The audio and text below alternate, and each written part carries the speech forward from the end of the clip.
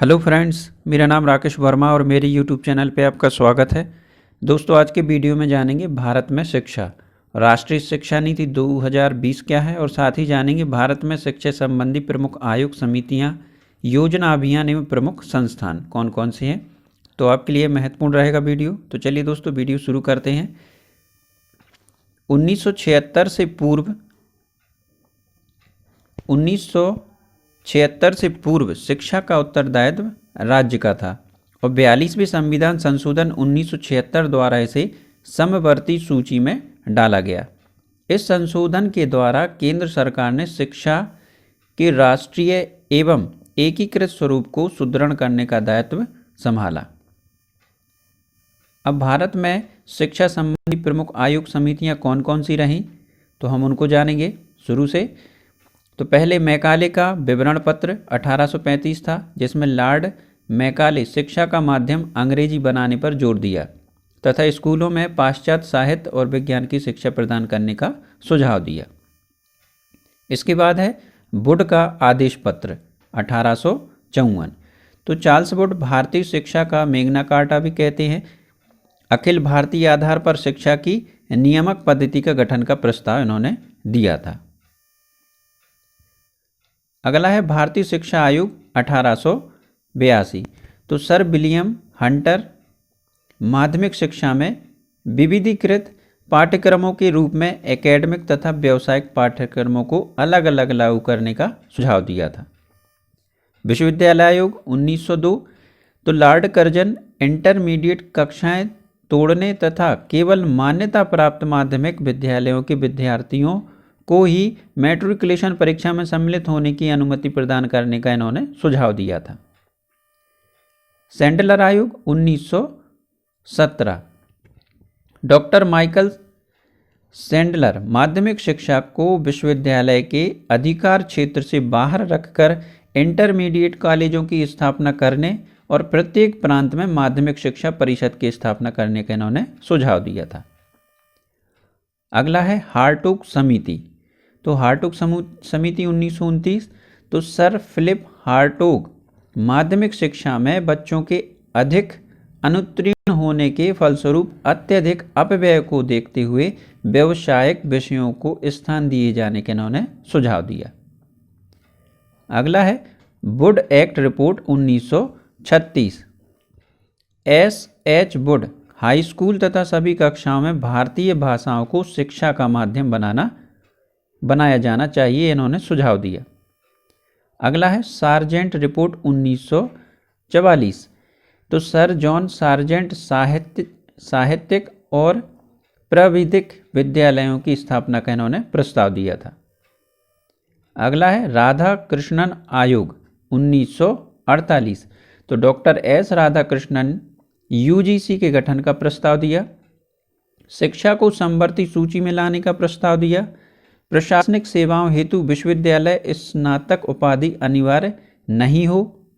Deemed विश्वविद्यालय की स्थापना का प्रस्ताव दिया। 12वीं कक्षा को विश्वविद्यालयों से जोड़ दिया जाए तथा बहुउद्देशीय विद्यालय स्थापित किए जाए, यह इन्होंने सुझाव दिए। कोठारी आयोग 1964। तो डॉक्टर डी.एस. कोठारी उच्च माध्यमिक शिक्षा को समाज की मांग के अनुरूप तथा केवल चयनित विद्यार्थियों के लिए ही दिया जाए। आचार्य राममूर्ति समिति 1990। तो आचार्य राममूर्ति नई शिक्षा नीति 1986 की समीक्षा हेतु इस समिति द्वारा नवोदय विद्यालय को आदर्श विद्यालयों के रूप में विकसित करने तथा माध्यमिक स्तर पर व्यावसायिक शिक्षा को बढ़ावा देने का जोर दिया। यशपाल समिति 2008। प्रोफेसर यशपाल उच्च शिक्षा सुधार हेतु नियामक संस्था राष्ट्रीय उच्च शिक्षा एवं अनुसंधान आयोग के गठन का सुझाव दिया। डीम्ड विश्वविद्यालयों की मान्यता को समाप्त किया जाए, यह भी उन्होंने सुझाव दिया। चलिए अब जानते हैं राष्ट्रीय शिक्षा नीति 2020। तो केंद्रीय मंत्रिमंडल ने 29 जुलाई 2020 को नई राष्ट्रीय शिक्षा नीति 2020 को मंजूरी दी, जो स्कूली शिक्षा और उच्च शिक्षा प्रणालियों में दूरगामी बदलाव लाएगी। साथ ही मानव संसाधन विकास मंत्रालय का नाम भी बदलकर शिक्षा मंत्रालय कर दिया गया है। ये आपको याद रखना है, मानव संसाधन विकास मंत्रालय का नाम बदलकर अब शिक्षा मंत्रालय कर दिया गया है। नई शिक्षा नीति ने 34 वर्ष पुरानी शिक्षा पर राष्ट्रीय नीति NEP 1986 का स्थान लिया है। ये आपको याद रखना है। इस नीति का विकास शिक्षाविद के कस्तूरी रंगन की अध्यक्षता में एक विशेषज्ञ समिति द्वारा विभिन्न हितधारकों के परामर्श के साथ किया गया। NEP 2020 में सभी स्तरों पर पूर्व स्कूल से माध्यमिक तक स्कूली शिक्षा के लिए सार्वभौमिक पहुंच सुनिश्चित करने के प्रावधान हैं। NEP 2020 NIOS और स्टेट ओपन स्कूलों के माध्यमिक से कक्षा 3, 5 और 8 के लिए खुली शिक्षा माध्यमिक शिक्षा कार्यक्रम, 10 और 12 के बराबर व्यावसायिक पाठ्यक्रम, बैक साक्षरता और जीवन संवर्धन कार्यक्रम प्रस्तुत करती है। स्कूल पाठ्यक्रम की 10+2 संरचना को क्रमशः 3 से 8 वर्ष, 8 से 11 वर्ष और 11 से 14 वर्ष और 14 से 18 वर्ष की आयु के अनुसार 5+3+3+4 शैक्षणिक और पाठ्यक्रम संरचना द्वारा प्रतिस्थापित किया जाना है। मानव संसाधन विकास मंत्रालय द्वारा बुनियादी साक्षरता और संख्यात्मक ज्ञान पर एक राष्ट्रीय मिशन की स्थापना की जाएगी। NEP 2020 मातृभाषा, स्थानीय भाषा, क्षेत्रीय भाषा की कम से कम 5वीं कक्षा तक शिक्षा के माध्यम के रूप में वकालत करती है, लेकिन ग्रेड 8 और उसके बाद तक अधिमानतः कर देगी। NEP 2020 का लक्ष्य व्यावसायिक शिक्षा सहित उच्चतर शिक्षा में सकल नामांकन अनुपात को 26.3% 2018 से बढ़ाकर वर्ष 2035 तक 50% करना है। UGC AICTE को एक एकल उच्च शिक्षा नियामक HECI से बदल दिया जाएगा। अंडर ग्रेजुएट डिग्री कई एग्जिट ऑप्शंस और इस अवधि के भीतर उचित प्रमाणीकरण के साथ 3 या 4 वर्ष की हो सकती है। 1 वर्ष के बाद प्रमाण पत्र, 2 वर्ष के बाद एडवांस्ड डिप्लोमा, 3 वर्ष के बाद स्नातक डिग्री और 4 वर्ष के बाद रिसर्च के साथ बैचलर डिग्री रहेगी। पहली राष्ट्रीय शिक्षा नीति को वर्ष 1968 में प्रधानमंत्री इंदिरा गांधी की सरकार द्वारा और दूसरी को वर्ष 1986 में प्रधानमंत्री राजीव गांधी द्वारा प्रख्यापित किया गया था। वर्ष 1986 में शिक्षा पर राष्ट्रीय नीति को वर्ष 1992 में PV नरसिम्हा राव सरकार द्वारा संशोधित किया गया। अब जानते हैं निःशुल्क एवं अनिवार्य शिक्षा अधिकार विधेयक 2009 के बारे में। तो विधेयक 27 अगस्त 2009 को भारतीय राजपत्र में प्रकाशित किया गया। 1 अप्रैल 2010 से लागू हुआ। वर्ष 2002 में संविधान में किए गए 86वें संशोधन के जरिए अनुच्छेद 21A को शामिल किया गया, जिसमें 6 से 14 वर्ष की आयु वर्ग के सभी बच्चों को मुफ्त और अनिवार्य शिक्षा प्रदान किए जाने को मौलिक अधिकार बनाया गया। अनुच्छेद 21A के अनुसार उपयुक्त विधान को कानूनी रूप से देने के लिए 4 अगस्त 2009 को संसद ने बच्चों के लिए निःशुल्क तथा अनिवार्य शिक्षा RTI अधिनियम 2009 को मंजूरी दी थी। मुख्य प्रावधान विधेयक के अनुसार शिक्षा पर व्यय का भार केंद्र एवं राज्य सरकारें संयुक्त रूप से वहन करें। शिक्षा का अधिकार के अंतर्गत सभी को मुफ्त शिक्षा उपलब्ध कराने पर सरकारी व्यय पर प्रतिवर्ष 12,000 करोड़ रुपए का भार बढ़ेगा। निजी और अनुदान प्राप्त स्कूलों की 25% सीट भी गरीब बच्चों के लिए आरक्षित होंगी। इसकी लागत सरकार वहन करेगी। केंद्र राज्य वित्तीय जो अनुपात रहेगा वह रहेगा 65:35 रखा गया। सरकारी स्कूलों में गुणवत्ता युक्त शिक्षा उपलब्ध कराने के लिए कई प्रावधान किए गए। शिक्षकों को निजी ट्यूशन चलाने की छूट नहीं होगी। साथ ही शिक्षकों को गैर शैक्षणिक गतिविधियों में भी शामिल होने से रोका जाएगा।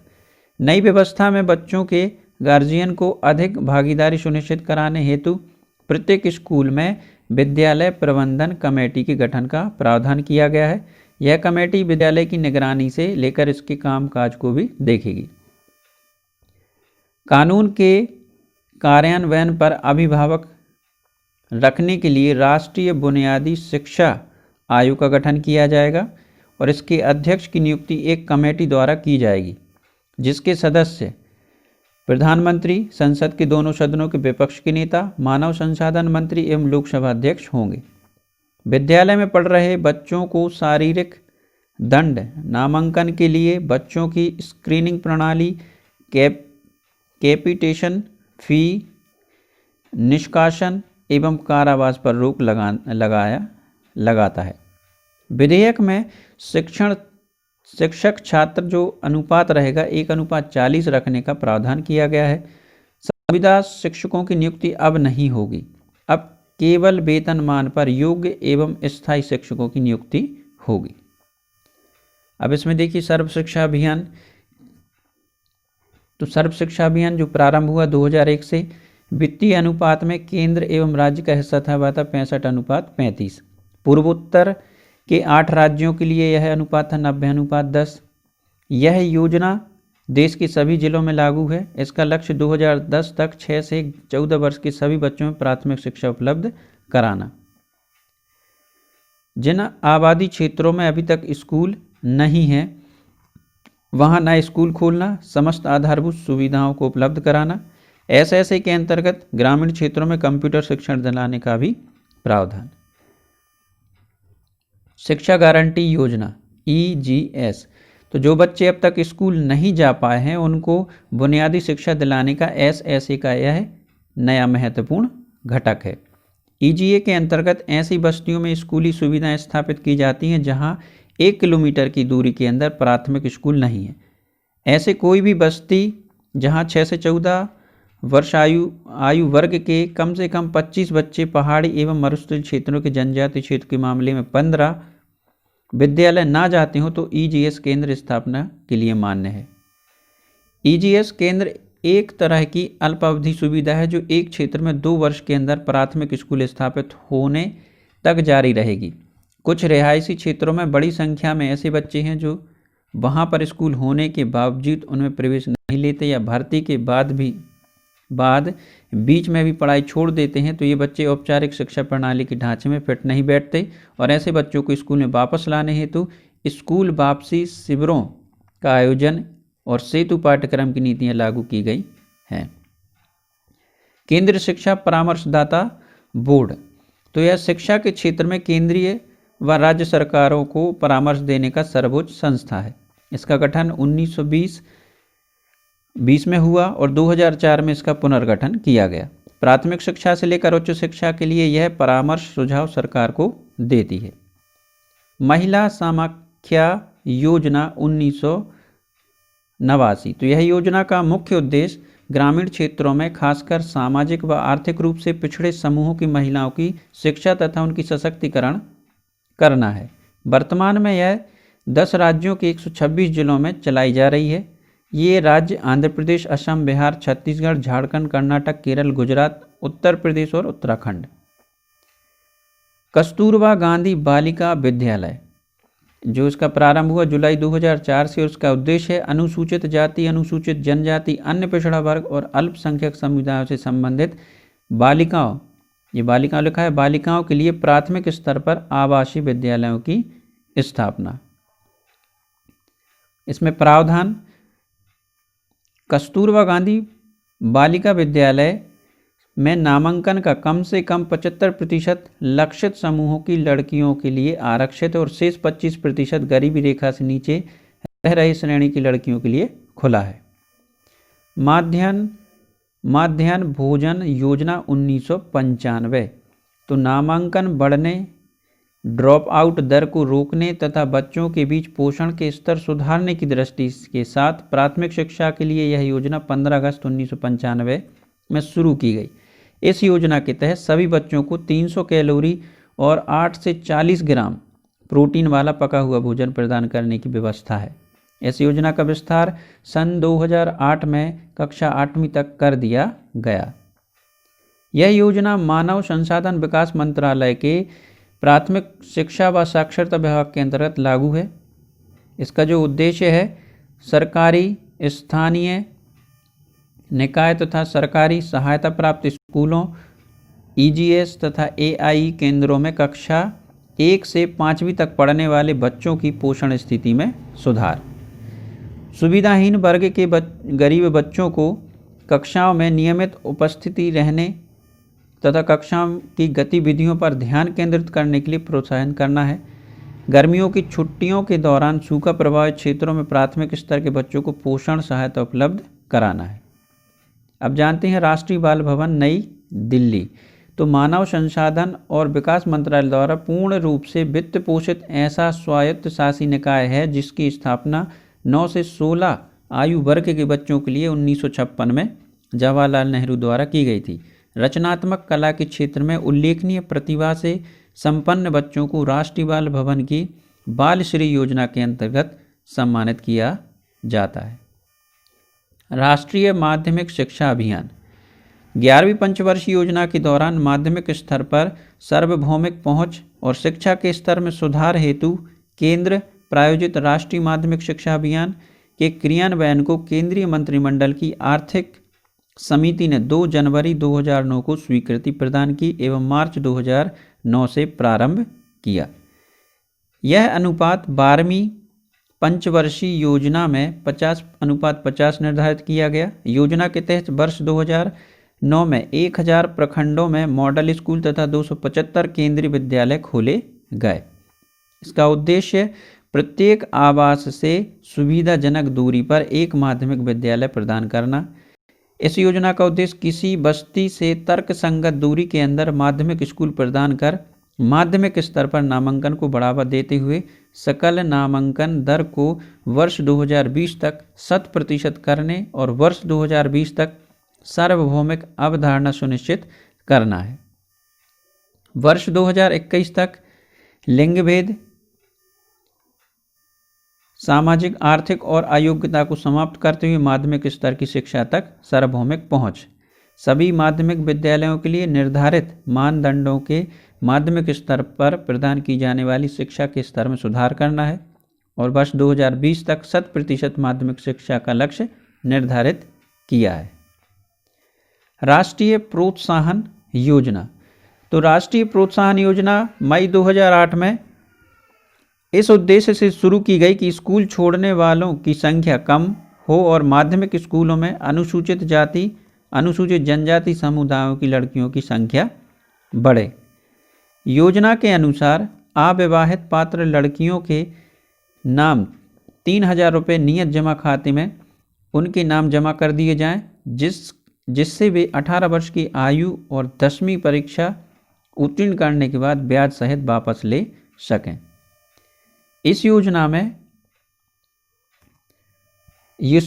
अनुसूचित जाति, अनुसूचित जनजाति की 8वीं पास सभी लड़कियों, साथ ही कस्तूरबा गांधी बालिका विद्यालय से 8वीं उत्तीर्ण सभी लड़कियों, चाहे वह किस समुदाय की हों, और सरकारी सहायता प्राप्त स्थानीय निकायों के स्कूलों में 9वीं में प्रवेश लेने वाली लड़कियां आती हैं। केंद्रीय विद्यालय संगठन सिफारिश जो रही, इसमें द्वितीय वेतन आयोग की सिफारिश आधार सन 1962 में। इसका गठन हुआ 1965 में और यह एक स्वायत्त शासी निकाय के रूप में गठन किया गया, जिसका उद्देश्य है रक्षा कर्मियों एवं अर्धसैनिक बलों के कर्मचारियों सहित अखिल भारतीय सेवाओं और देश भर में स्थानांतरित होने वाले केंद्रीय कर्मचारियों के बच्चों की एक समान शिक्षा की आवश्यकता पूरी करने के लिए केंद्रीय विद्यालयों की स्थापना करना और उसके काम पर नज़र रखना। इसकी 3 विदेशी शाखाएं काठमांडू, मास्को एवं तेहरान में स्थित हैं। सभी केंद्रीय विद्यालयों में एक जैसे पाठ्यक्रम हैं। नवोदय विद्यालय समिति, इसे जवाहर नवोदय विद्यालय भी कहा जाता है। राष्ट्रीय शिक्षा नीति 1986 में देश भर में हर जिले में एक मॉडल विद्यालय खोलने का प्रस्ताव किया गया था। यहाँ माध्यमिक स्तर तक शिक्षा प्रदान की जाती है। यह पूर्णतः आवासीय व सह शिक्षा विद्यालय। इसका उद्देश्य ग्रामीण क्षेत्रों के ऐसे प्रतिभावान, प्रखर एवं मेधावी छात्रों का चयन पहचान कर आधुनिक शिक्षा प्रदान करना जो सर्वगुण संपन्न हो। पूरे देश में हिंदी व अंग्रेजी माध्यम से शिक्षा सुविधा जुटाना, साझा पाठ्यक्रम बनाना जिसके स्तर बना रहे और लोगों की साझा विरासत को समझने का अवसर मिले। राष्ट्रीय एकता को बढ़ावा देने के लिए छात्रों को देश के एक भाग से दूसरे भाग ले जाकर शिक्षा प्रदान करना, अध्यापकों को उचित माहौल में प्रशिक्षण देकर शिक्षा की गुणवत्ता में सुधार करना। ये रहा राष्ट्रीय शैक्षिक अनुसंधान और प्रशिक्षण परिषद। राष्ट्रीय शैक्षिक अनुसंधान और प्रशिक्षण परिषद तो स्कूली शिक्षा के क्षेत्र में भारत सरकार द्वारा शीर्षस्थ संसाधन संगठन है। यह राष्ट्रीय शैक्षिक अनुसंधान प्रशिक्षण परिषद भारत सरकार द्वारा 1961 में मानव संसाधन विकास मंत्रालय, भारत सरकार तथा राज्यों, संघ राज्य क्षेत्रों के शिक्षा विभागों को शिक्षा और विशेष रूप में स्कूली शिक्षा में गुणात्मक सुधार के क्षेत्र में अपनी नीति एवं प्रमुख कार्यक्रम तैयार करने एवं क्रियान्वित करने में सहायता देने एवं सलाह देने के लिए सोसाइटी पंजीकरण अधिनियम के तहत स्वायत्त पंजीकृत संगठन के रूप में इसकी स्थापना की गई। सेवा से पूर्व शिक्षकों को दिया जाने वाला प्रशिक्षण और परामर्श कार्यक्रम अखिल भारतीय स्कूल सर्वेक्षण शिक्षा के क्षेत्र में अनुसंधान का सर्वेक्षण, शिक्षा संबंधी वीडियो कार्यक्रमों का दूरदर्शन और आकाशवाणी के ज्ञान दर्शन और ज्ञानवाणी चैनलों पर प्रसारण और नई पाठ्यक्रमों के बारे में शिक्षकों के प्रशिक्षण के लिए एडुसेट उपग्रह सेवा माध्यम से टेली कॉन्फ्रेंस की सुविधा उपलब्ध कराना।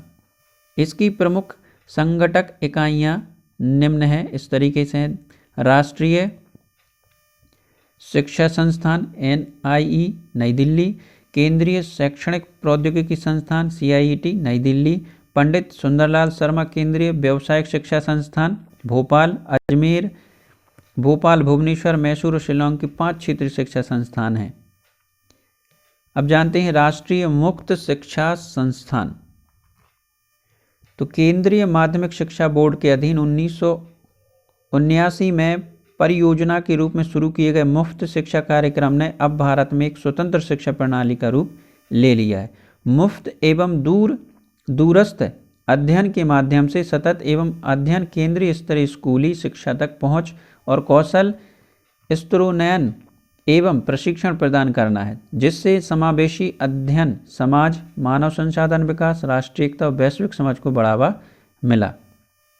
यह राष्ट्रीय संस्थान लगभग 2.59 मिलियन विद्यालयों, 6,500 से अधिक साझी एजेंसियों, माध्यमिक स्तर में 27 विषयों तथा उच्च माध्यमिक स्तर में 27 विषयों, उच्च माध्यमिक स्तर में 24 विषयों, 103 व्यवसाय शिक्षा कार्यक्रमों वाला 19 क्षेत्रीय केंद्रों तथा 2 उप केंद्रों के साथ मुफ्त शिक्षा प्रदान करने वाला विश्व का सबसे बड़ा संगठन उभर आया है।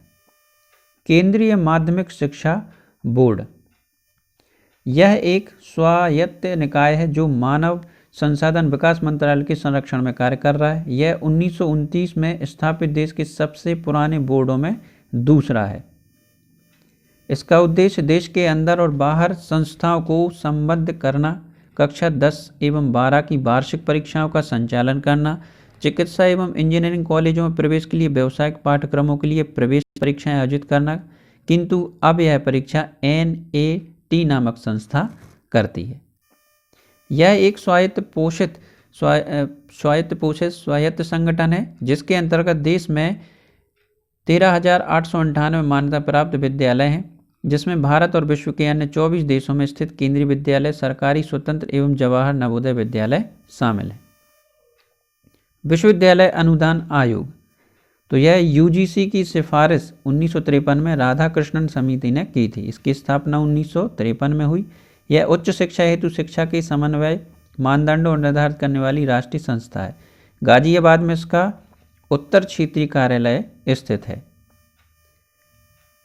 भारतीय सामाजिक अनुसंधान परिषद ICSMR नई दिल्ली, भारतीय सामाजिक विज्ञान अनुसंधान परिषद नई दिल्ली की स्थापना भारत सरकार ने 1969 में की थी।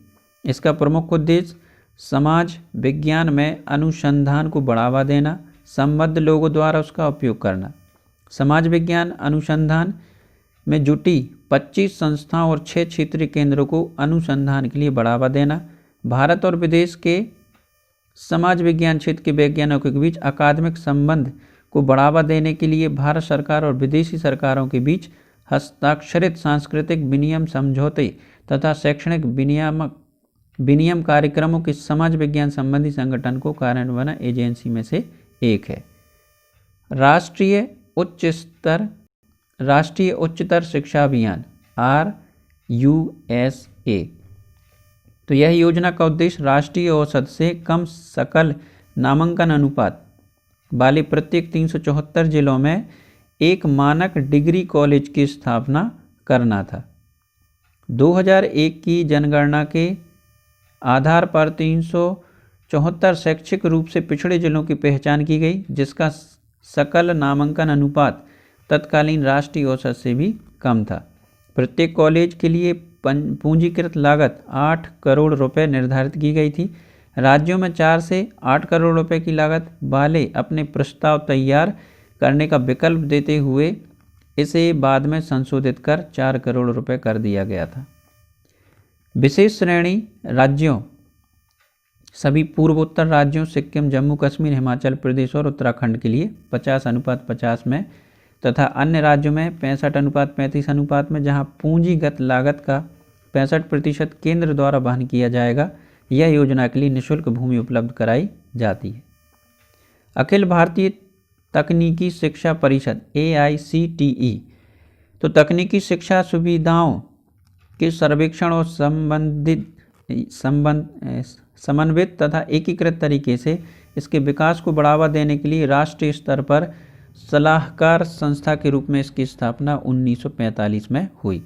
परिषद के दायरे में सभी स्तरों पर इंजीनियरिंग और प्रौद्योगिकी में प्रशिक्षण एवं अनुसंधान सहित तकनीकी शिक्षा, वास्तुविद्या और नगर नियोजन, प्रबंधन, फार्मेसी, व्यवसायिक कला एवं शिल्प, होटल प्रबंधन और खान-पान व्यवस्था प्रौद्योगिकी कार्यक्रम आते हैं। इंदिरा गांधी राष्ट्रीय मुफ्त विश्वविद्यालय, इसको इग्नू कहते हैं, IGNOU। तो इसकी स्थापना हुई थी इग्नू की 1985 में, जिसका उत्तरदायित्व है मुफ्त विश्वविद्यालयों को बढ़ावा देना, सुदूर शिक्षा प्रणाली प्रारंभ करना, जनसंख्या के एक बड़े भाग तथा उच्च शिक्षा की पहुंच का विस्तार करना। 2001 में ज्ञान दर्शन नामक एक शैक्षिक चैनल की शुरुआत की गई। अब जानते हैं भारत के प्रमुख मुफ्त विश्वविद्यालय। तो मुफ्त विश्वविद्यालयों में BR अम्बेडकर मुफ्त विश्वविद्यालय हैदराबाद, कोटा मुफ्त विश्वविद्यालय कोटा, नालंदा मुफ्त विश्वविद्यालय नालंदा, यशवंतराव चौहान महाराष्ट्र मुफ्त विश्वविद्यालय नासिक, मध्य प्रदेश भोज मुफ्त विश्वविद्यालय भोपाल, अंबेडकर मुफ्त विश्वविद्यालय अहमदाबाद, नेताजी सुभाष मुफ्त विश्वविद्यालय कोलकाता, राज ऋषि टंडन मुफ्त विश्वविद्यालय इलाहाबाद और तमिलनाडु राज्य मुफ्त विश्वविद्यालय चेन्नई। राष्ट्रीय साक्षरता मिशन प्राधिकार साक्षरता और प्रौढ़ शिक्षा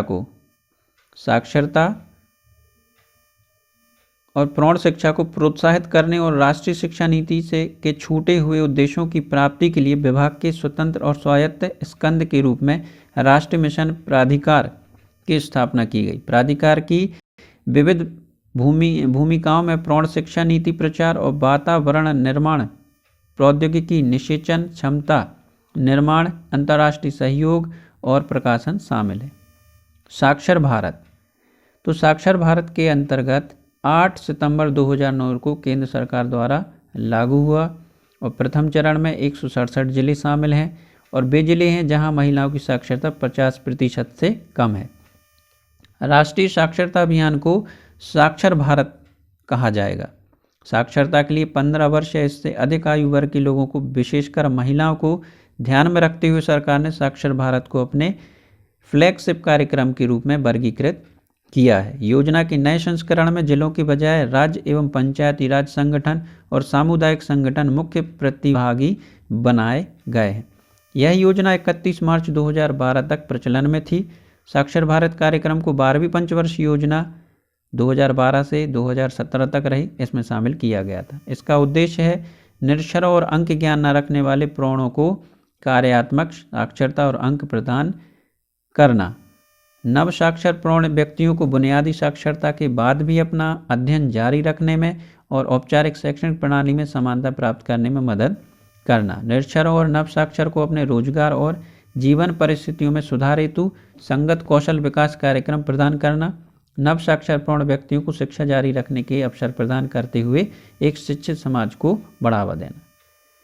नेशनल बुक ट्रस्ट NBT 1957 मानव संसाधन मंत्रालय के अधीन एक स्वायत्त संस्था के रूप में है नेशनल बुक ट्रस्ट। प्रकाशन पुस्तक पठन को प्रोत्साहन देता है। विदेशों में भारतीय पुस्तकों को प्रोत्साहन, लेखकों एवं प्रकाशकों को सहायता, बाल साहित्य को बढ़ावा देता है। NBT प्रत्येक दूसरे वर्ष नई दिल्ली में विश्व पुस्तक मेला का आयोजन करता है, जो एशिया व अफ्रीका का सबसे बड़ा पुस्तक मेला है। अनुसूचित जाति और अनुसूचित जनजाति की शिक्षा, तो संविधानिक प्रावधान है इसके लिए कि संविधान के अनुच्छेद 46 के अनुसार राज्य विशेष सावधानी के साथ समाज के कमजोर वर्गों, विशेषकर अनुसूचित जाति जनजाति के शैक्षिक व आर्थिक हितों के उन्नयन को बढ़ावा देगा और सामाजिक अन्याय और सभी प्रकार के सामाजिक शोषण से उनकी रक्षा करेगा। अल्पसंख्यक शिक्षा, तो संविधान के अनुच्छेद 30(1) के प्रावधान के अनुसार अल्पसंख्यकों को अपनी पसंद के शैक्षणिक संस्थान स्थापित करने और चलाने का अधिकार दिए गए हैं। राष्ट्रीय अल्पसंख्यक शैक्षिक संस्था आयोग का गठन वर्ष 2004 में संसद के एक अधिनियम द्वारा किया गया। इस अधिनियम के तहत अल्पसंख्यक संस्थाएं अनुसूचित विश्वविद्यालय से स्वयं को संबद्ध कर सकती हैं। अल्पसंख्यक शिक्षा विश्वविद्यालय इस प्रकार हैं: दिल्ली विश्वविद्यालय, पूर्वोत्तर पर्वतीय विश्वविद्यालय, असम विश्वविद्यालय, नागालैंड विश्वविद्यालय, मिजोरम विश्वविद्यालय, जामिया मिलिया इस्लामिक विश्वविद्यालय, जो कि अभी नवीनतम है। अशक्तों के लिए समावेशी शिक्षा योजना, अशक्तों के लिए समावेशी शिक्षा योजना, तो अशक्तों के लिए समावेशी शिक्षा IEDSS नामक योजना कार्यान्वित की गई है। इसके अंतर्गत कक्षा 9 से 12वीं तक पढ़ाई करने वाले बच्चों को सहायता उपलब्ध कराई जाएगी। योजना का उद्देश्य 8 वर्ष तक माध्यमिक स्कूल जाने के बाद सभी अशक्त बच्चों को कक्षा 9 से 12 तक पढ़ाई का उचित वातावरण उपलब्ध कराना। उनकी सहायता के लिए 200 रुपये प्रति माह का भत्ता भी दिया जाएगा। इस स्कीम के तहत दी जाने वाली केंद्रीय सहायता 100% आधार पर है। राज्य सरकार और संघीय क्षेत्र की स्कूली शिक्षा विभाग इसे लागू करने वाली एजेंसी होगी। जिला प्राथमिक शिक्षा कार्यक्रम, यह केंद्र द्वारा प्रायोजित योजना है जिसकी शुरुआत 1994 में हुई। इसका उद्देश्य प्राथमिक शिक्षा प्रणाली में फिर से जान फूंकना तथा प्राथमिक शिक्षा के सर्वांगीण के लक्ष्य को पूरा करना। मुख्य रूप से बालिकाओं, SC/ST के बच्चों, विकलांग आदि पर विशेष बल दिया जाता है। व्यय का जो अनुपात है इसमें 85% केंद्र का है और राज्य का 15% है। यूनेस्को के साथ सहयोग के लिए भारतीय आयोग, तो भारत यूनेस्को का 1946 से सदस्य है।